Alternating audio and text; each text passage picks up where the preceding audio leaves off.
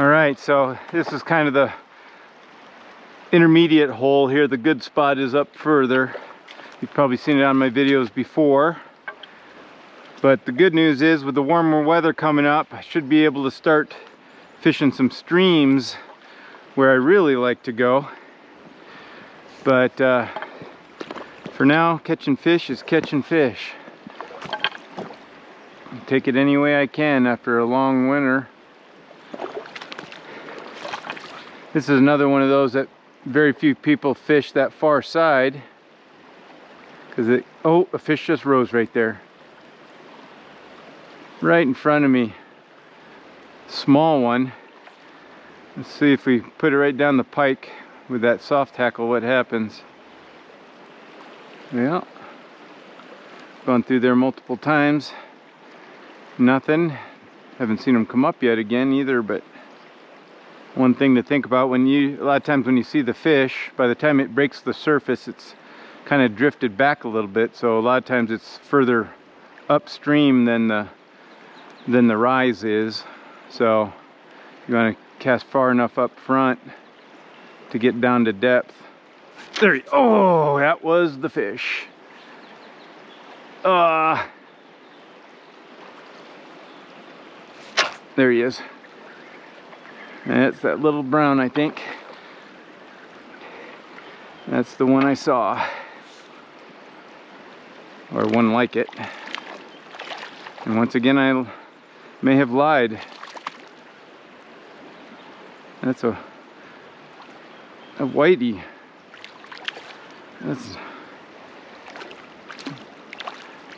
Yeah, I broke my rule of not making guesses again.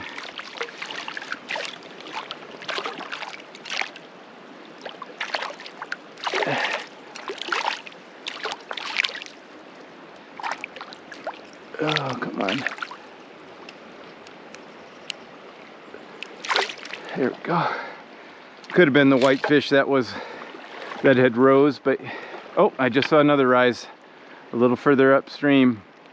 See, and one nice thing I can do, since I do have a 2-fly rig, with one being a soft tackle, is I can just nip off that weighted fly and just use the soft tackle, and I save a little time of having to re-rig. I don't have to tie another fly on, just leave the tippet in place, because it's not very deep over there. Right in there's where the rise was.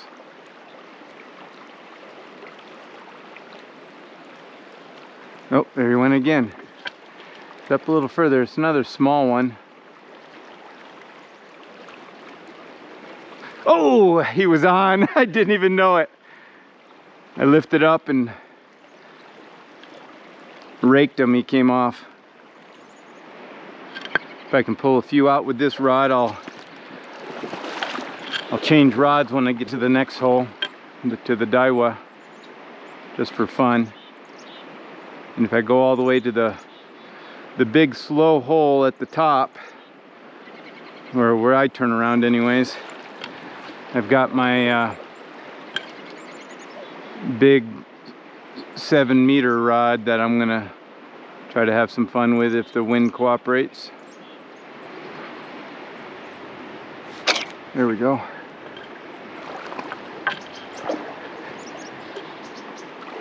What do we got? Ooh, that's a big rainbow. Whoa, look at him go. What a pretty rainbow. Sun shining on it. Oh, that was too cool. Whoa, there it goes again. Oh, look at her go. Are you kidding me? Like on a snowboard half pipe, one jump after another. It was right in that channel in between the submerged rocks there. That's a pretty fish too. Just a lovely pink. That's a nice fish too, big.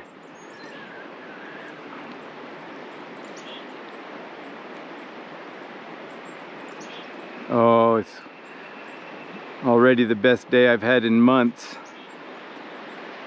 And I haven't even got to the good water yet.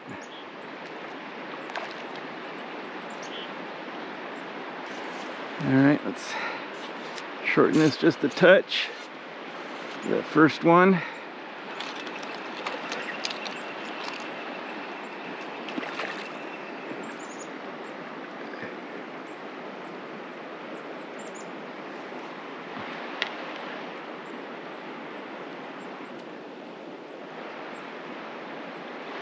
Yep, I don't think she's done yet. Give me the full leverage.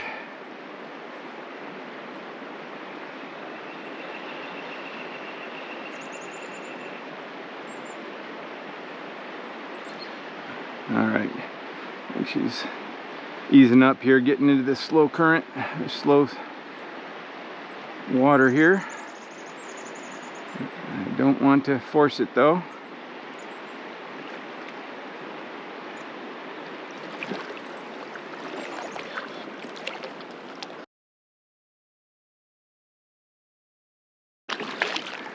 Oh, that's a big fish. Oh, I did it again! Lost my fly. Oh, hand lining too soon, held on too hard. And there's a missing fly. Oh, that was a pretty fish.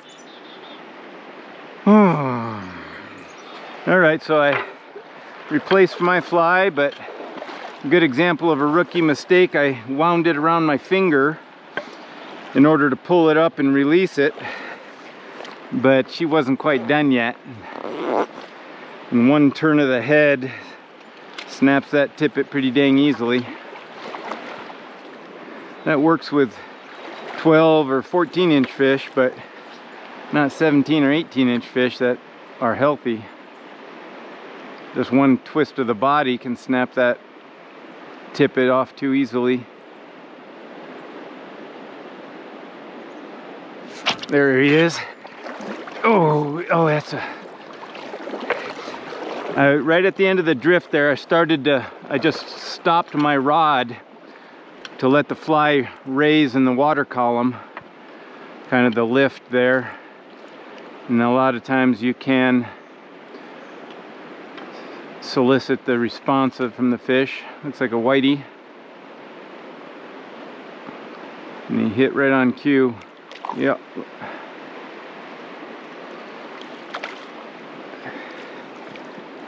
Felt that one too, because my line was kind of already tight with my rod stopped. All right, okay, come on.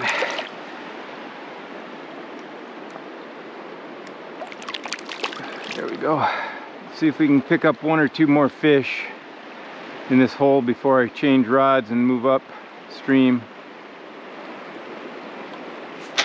There he is. Little guy. Felt a couple taps on that one. Wasn't sure if I was on the rock over there or not.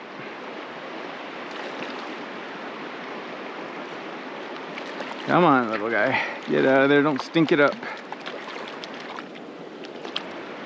Little brownie.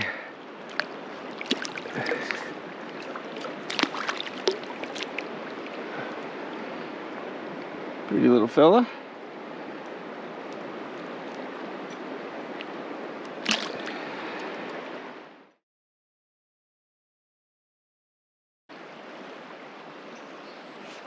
There we go.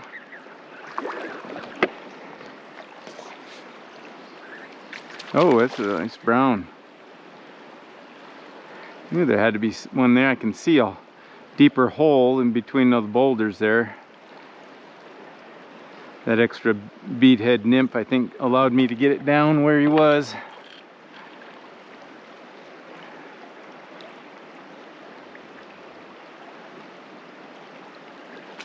Oh yeah. Oh, he's scraping the rock there.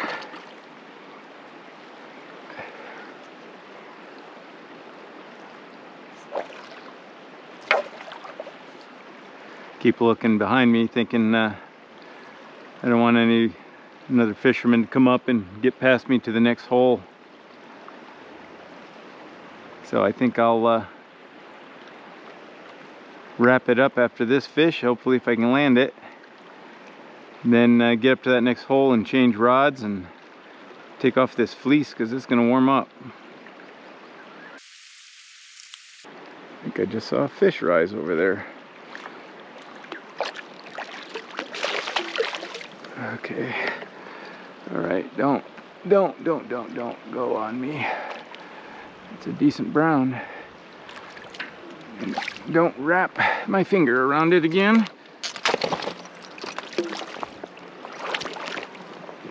There we go. Pretty little brown. Also took the surveyor. There we go. Not very fat like that first one I caught this morning, but pretty in the sunshine.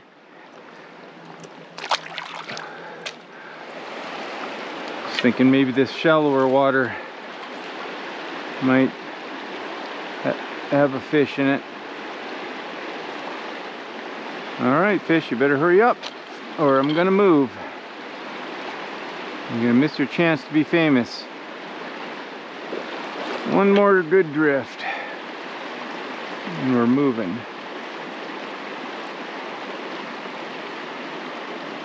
There he is.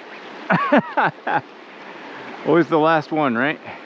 Ooh, he's going all over. Oh, it came off. Dang, he hit that like a ton of bricks. Oh, goodness. Yeah, I guess we're moving up. Changing rods. Okay, so I've made a couple changes. First off is I've got my Daiwa Expert Tenkara LTH 44. So almost 4.5 meters. It's kind of about the same length as the Gamakatsu was at the shorter setting. And I also took off that upper fly, put on actually a squirmy wormy. Well, it worked for me the other day. Let's see what it does here. Now this rod, you'll see how it bends, is just much stiffer. It's 35 penny rod and it's shorter, you know, than the Gamakatsu is, but it you know, you can put it out there. Just requires a little more arm swing because it doesn't load itself quite as easily. The other bad thing about those flies, aside from feeling guilty sometimes, is they aren't very durable, that material. Sometimes they're almost one and done, or at least you lose half of the fly. Oh, there we go, I got a fish. Oh, geez. You'll lose half. Oh, that's a nice rainbow. Oh, goodness sakes. You'll lose half the fly on a single fish, and I actually think that one took the squirmy. Yep, sure did. Rainbows like them, those worms, that's for sure.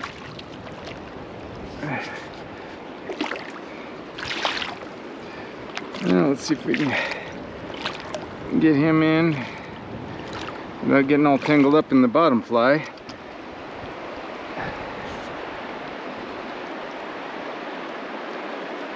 And without breaking the fly. Oh yeah, he's barely hooked. Pretty rainbow. Chunky little bugger. Get my other fly off before I toss him. There you go. Pretty one. He hit that hard.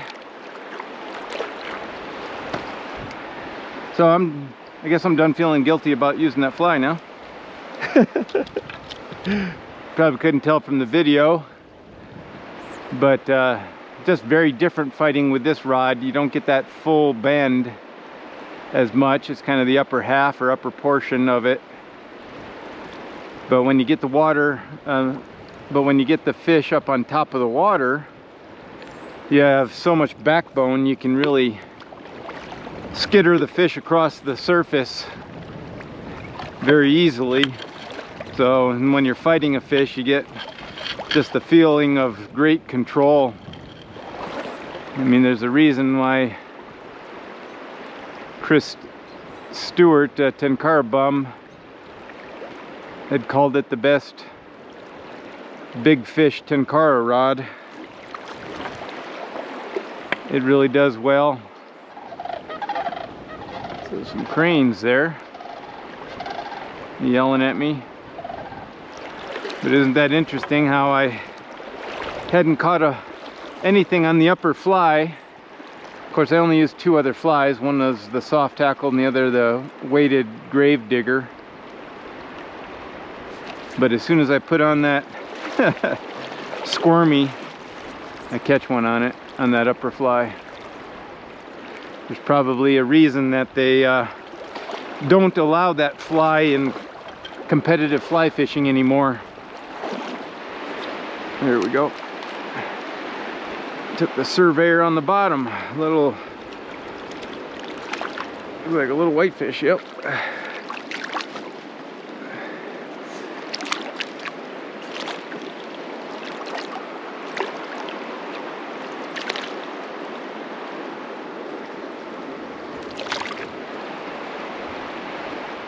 Not supposed to be very windy today, so hopefully it goes away. There we go. Oh! Came off as a rainbow. It was on the worm. Saw it in its mouth. There we go. Another one looks like it took the worm. Oh, jeez. Gotta watch the rocks behind me.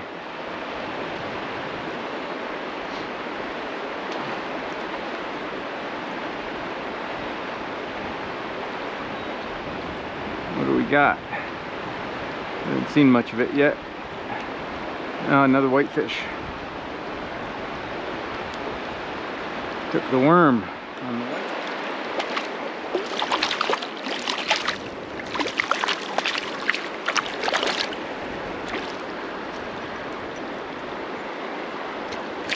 Oh, come on.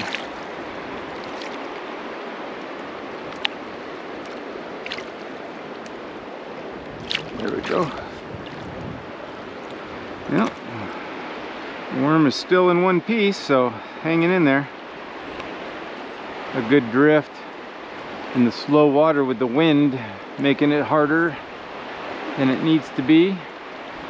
Fine balance between, there we go. That's a brown trout on worm. It's a fine line between keeping the flies in the zone without dragging the bottom or letting the wind pull them out of the water.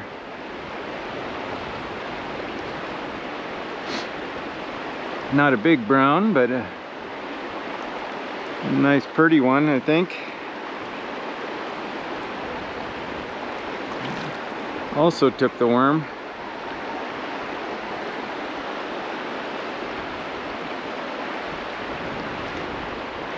Oh yeah, that's a nice fish. A little better than I thought it was at first.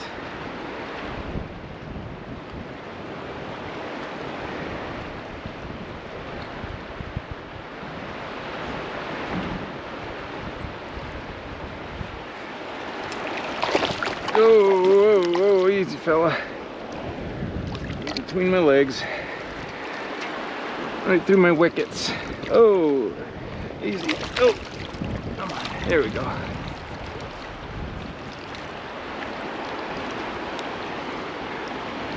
There he is. Get a quick look at him. The sunshine here. Oh, easy. Easy. There we go. Got a funny little, there you go. Oh, a little on the thin side, but pretty fish. And the sunshine makes it a real pretty color. All right, let's drift through there a few more times.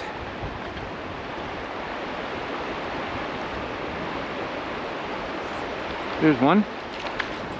A little whitefish on the bottom fly this time. So at least we're getting action on both flies. A little bitty guy. I think it's a whitey, not a little, yeah, it's a whitey. Not a little rainbow.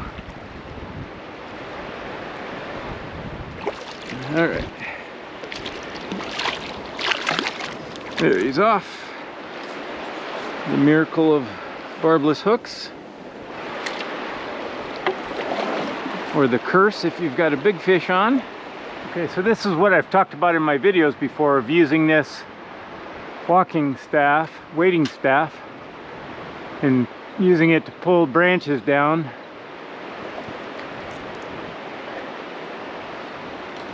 So I can reach. Alright, so came back across down a little bit, so hopefully I didn't mess this part up. That's usually pretty good, but there we go. And the bottom fly.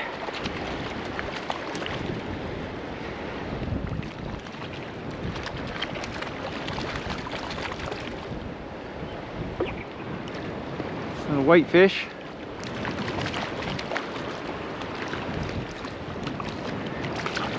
So we're definitely catching a lot more whiteys up this stretch here.